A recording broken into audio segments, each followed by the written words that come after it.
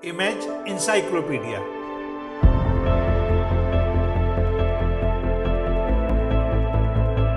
जानकारियों और जिज्ञासाओं की अद्भुत दुनिया। हेलो दोस्तों,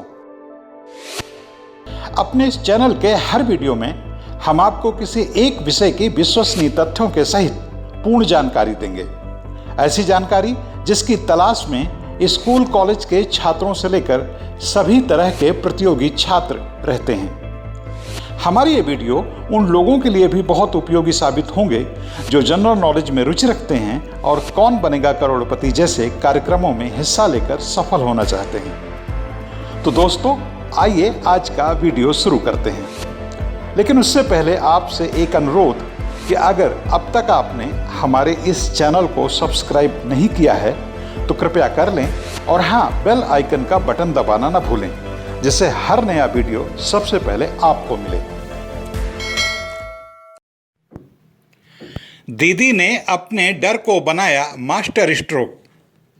भले राजनीतिक पंडित ममता बनर्जी को जिद्दी, भावुक और चिर विद्रोहिणी कहकर उन्हें राजनीति में सहज और मासूम शख्सियत बनाने और बताने की अनचाही कोशिश करते हों, लेकिन हकीकत यह है कि खाँटी राजनीति करने में दीदी यानी ममता बनर्जी का कोई सानी नहीं है। उनकी इस राजनीति में मीडिया द्वारा स्थापित उनकी तुनक मिजाज छवि का भी अच्छा खासा योगदान होता है। मसलन इसे ही लें, मीडिया कह रही है कि पश्चिम बंगाल का विधानसभा चुनाव उम्मीद से कहीं ज़्यादा इसलिए दिलचस्प हो गया है क्योंकि चिर विद्रोहिणी ममता बनर्जी ने भाजपा के ललकारने पर अपनी पारंपरिक भवानीपुर विधानसभा सीट को छोड़कर नंदीग्राम विधानसभा सीट से लड़ने का फैसला किया है। इस तरह उन्होंने अपने राजनीतिक करियर को दांव पर लगा दिया है, जबकि हकीकत इसके ठीक उलट है। सच तो यह है कि नंदीग्राम को भाजपा ने इस तरह से प्रचारित नहीं भी किया होता और मीडिया ने उनके फैसले को भाजपा के ललकारने पर किया गया फैसला नहीं बताया होता, तो भी इस बार ममता बनर्जी शायद ही भवानीपुर विधानसभा सीट से चुनाव लड़ती। हो सकता है तब वह कोई और सीट तय करती, लेकिन नंदीग्राम और झारग्राम की सीटें उनकी सर्वाधिक संभावित सीटें होती। ये हम नहीं, खुद उनके वक्तव्यों और चुनावी आंकड़ों का गणित बता रहा है। अगर हम थोड़ा खंगालें तो हमें इसी साल जनवरी और पिछले साल दिसंबर माह के कई ऐसे वक्तव्य मिल जाएंगे जिनसे साफ पता चलता है कि ममता बनर्जी भवानीपुर विधानसभा सीट को टाटा बाय बाय करने की तैयारी कर चुकी हैं। इस साल जनवरी महीने में एक नहीं 3 अलग अलग पार्टियों के शीर्ष नेताओं ने ममता बनर्जी पर भवानीपुर सीट से भागने का आरोप लगाया था। इनमें एक थे सीपीएम के सुजान चक्रवर्ती, कांग्रेस के अब्दुल मन्नान और भाजपा के प्रदेश अध्यक्ष दिलीप घोष। इन सब का कहना था कि ममता बनर्जी भवानीपुर सीट से इस बार जीत नहीं सकती, इसलिए यहाँ से पिंड छुड़ाकर भागने की फिराक में हैं। लेकिन जब भाजपा के केंद्रीय नेतृत्व ने, जिसे शायद जमीनी हकीकत का ज़्यादा पता नहीं था, उसने ममता बनर्जी को नंदीग्राम की चुनौती दी, तो पहले से ही तैयार बैठी ममता बनर्जी ने उसे पहली फुर्सत में लपक लिया। तृणमूल कांग्रेस के सांसद सौगत राय ने बिना एक पल गंवाए कहा कि ममता बनर्जी ने अपना मास्टर स्ट्रोक खेल दिया है, अब वह नंदीग्राम से चुनाव लड़ेंगी। ममता बनर्जी ने भी इस अवसर को भुनाते हुए कहा, मैंने दिल की आवाज़ पर नंदीग्राम जाने का रुख किया है, लेकिन भवानीपुर भी मेरे दिल के उतने ही करीब है। इस तरह देखें तो ममता बनर्जी ने बड़ी तत्परता से इस पूरी स्थिति का फायदा उठा लिया और कुछ भी स्थितियां और कुछ ऐसी स्थितियां पैदा कर दी कि भवानीपुर से नंदीग्राम जाना मानो दुश्मन को सबक सिखाने के लिए उसकी चुनौती को स्वीकार करना हो, जबकि आंकड़े कुछ और ही कहते हैं। साल 2011 में जब भवानीपुर विधानसभा क्षेत्र में उपचुनाव हुए थे, तब ममता बनर्जी को कुल पड़े मतों का 77.6% मत मिले थे और इस तरह उन्होंने 50,000 से भी ज़्यादा वोटों से जबरदस्त जीत हासिल की थी। लेकिन जब 2016 में दूसरी बार ममता बनर्जी ने यहां से चुनाव लड़ा तो उन्हें पिछली बार के 77.6% की जगह महज 48% मत ही मिले। इससे साफ पता चलता है कि 5 सालों में उनका जनाधार काफी खिसक गया था।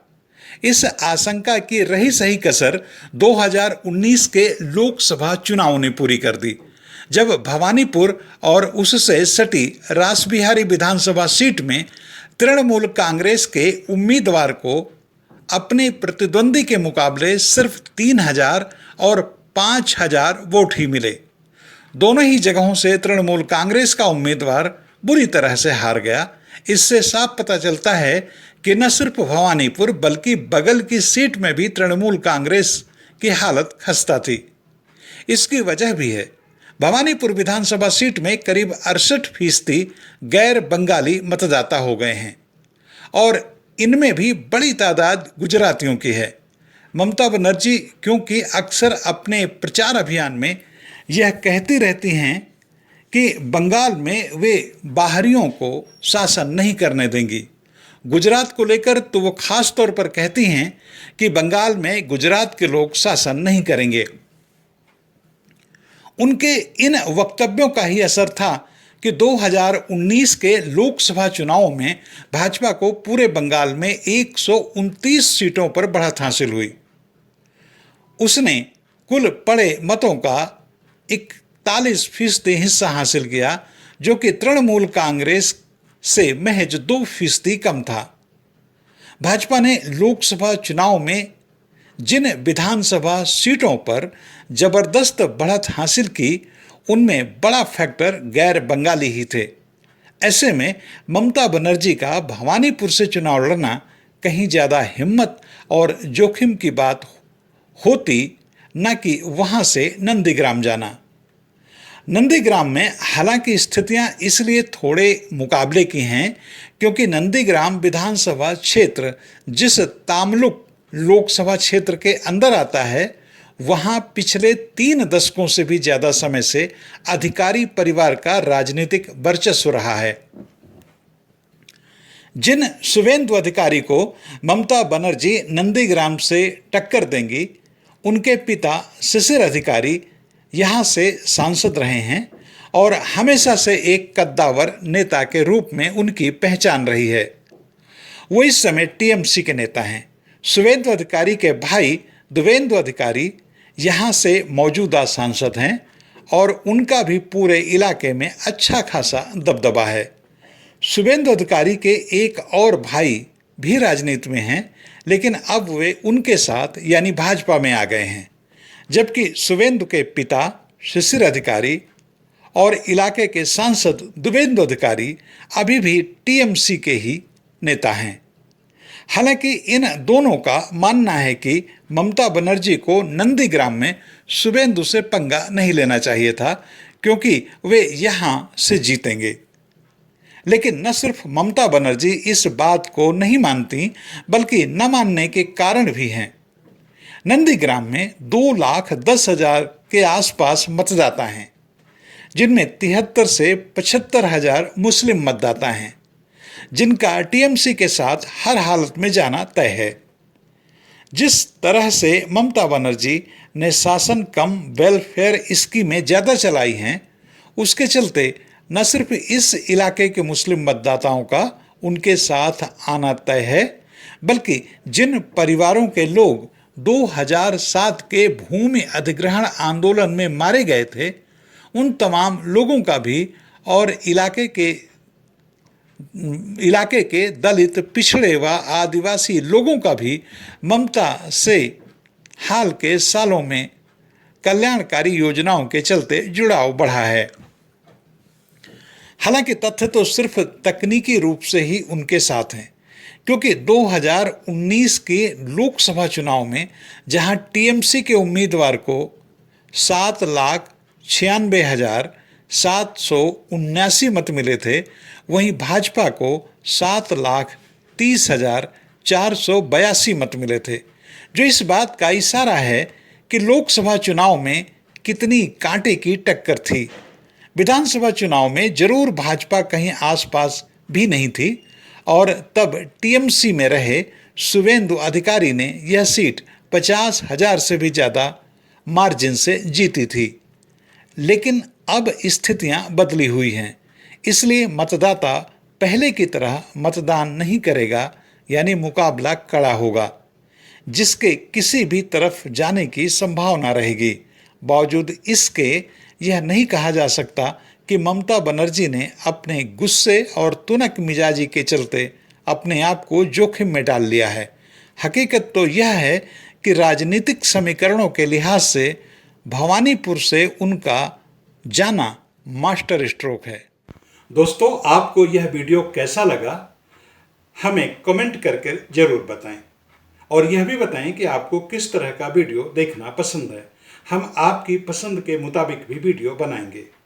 इस वीडियो में शोध, आलेख और स्वर मेरा यानी लोकमित्र गौतम का था।